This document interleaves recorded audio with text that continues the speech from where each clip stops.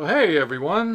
The name of this channel is Green Detecting, which is very appropriate today since I'm going to talk about our finds from our latest trip to a ski area, including cash found while searching for metal. As soon as snow melt starts, we like to hit the slopes. Common finds include jewelry, cell phones, keys, wallets, coins, lots of miscellaneous junk, and yes, even cash. Of course, the wallets we find usually have cash inside, but other times we find cash that's just hung up in the bushes. Man, they started a controlled burn down below. But you can imagine a snowy, windy day and a skier stopping to get a snack, cell phone, whatever out of their pocket, and if there is cash as well, it's easy to get caught up in the wind and disappear. And if you don't zip that pocket back up securely, it's possible to lose your keys, cell phone, wallet, and whatever else you might have in there. And what started out as a great ski or snowboarding day turns into a bit of a bummer. Now, these were both found on a previous hunt in the brush next to a ski run. Sometimes the bills come out clean and crisp, and other times we find severely damaged cash or only portions of cash, like the fragment of the $10 bill above that nice $100 bill. Now I wanted to quote the specific guidance the Federal Reserve gives to its banks about cash.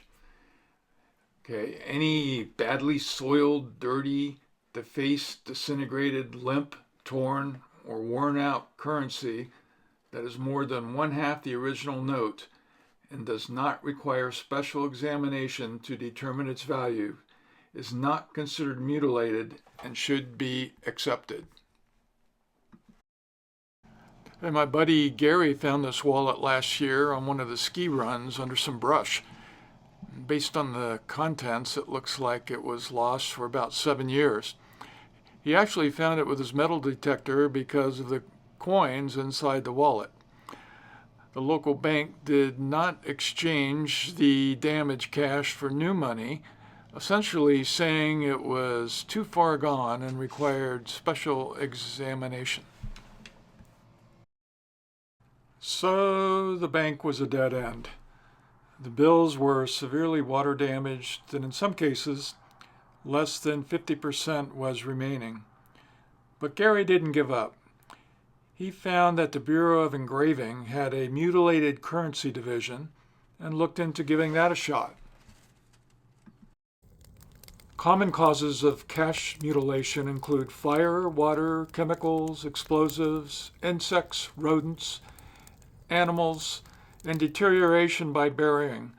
As a metal detectorist, I suggest that if you want to bury money, bury gold and silver. It holds up a lot better than paper. Well, this is a good sign. This short video clip off the Bureau of Engraving website actually shows them working on damaged cash that came from a wallet. Very interesting. Okay, so Gary filled out the claim form off the Bureau of Engraving website and mailed it to the address on the form with, and I'll use their terminology, the mutilated currency, and hope for the best. He received a letter on July 15th from the Bureau advising their receipt. About 25 days later, he received another letter with a case number and a statement which indicated it had been assigned to an examiner. And about 7 months after being assigned the case number, Gary received a direct deposit of $131 to his checking account. It took some time to process, but it was certainly worth the effort. According to the Bureau of Engraving, they deal with about 22,000 requests a year, and the average yearly payout is about $35 million. To clear the parking area, the snow is pushed over a steep embankment. It's on the south side, and all the snow there is melted, so it's searchable with a detector. I found this watch right on the surface, still ticking, perfect condition. Who knows what happened to the band? I mentioned that we find a lot of keys, and this day was no exception. I found a total of 9, including 8 keys, right near this keyport pivot key organizer, which frankly I had never heard of before. On the other side was a notice of reward if found, along with a website and a serial number. Apparently, the buyer of these keyports can register the number and possibly get their keys back.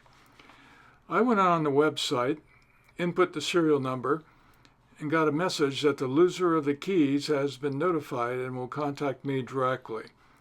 Well, that hasn't happened yet, but the company sent me the reward right away. And are you ready for this? It was $25 towards the purchase of any keyport product. But after seeing what happened to this person's keys, let's just say I'm not clamoring to cash in my reward. I dug up what ended up being a junk target in the middle of this little mound and disturbed the serenity of this community. Sorry about that, guys. Well, Gary comes through again, finding another lost wallet. The one bill inside, 100, is broken in half, but the bank replaced it. By the way, we always make a concerted effort to return wallets, cell phones, keys, and whatever other goodies we find to the original owners when possible. And we both ended up finding about 50 coins and lots of junk. I did dig this one silver coin, so that's good. And here's a picture of the junk. You have ski junk, you have iron nuts and bolts, copper wire and connectors, rusty wrench, stainless steel bowl, lots of aluminum, among other things. All of it will be recycled. And I hope you enjoyed this video and got something out of it. If so, hit the like button. I'll try to keep the videos coming and keep them interesting. And thanks for watching.